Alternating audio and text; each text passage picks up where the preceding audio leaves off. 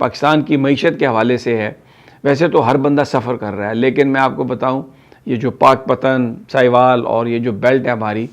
जो जहाँ पर सब्ज़ी बहुत होती है, जहाँ पे ख़ास तौर पर ये आलू पोटैटो प्रोड्यूसिंग ग्रोइंग एरिया है, वो इतना ज़्यादा मुतासर हो गया है क्योंकि अफ़गान ट्रेड बंद हो गई है। वैसे तो ये सारे जो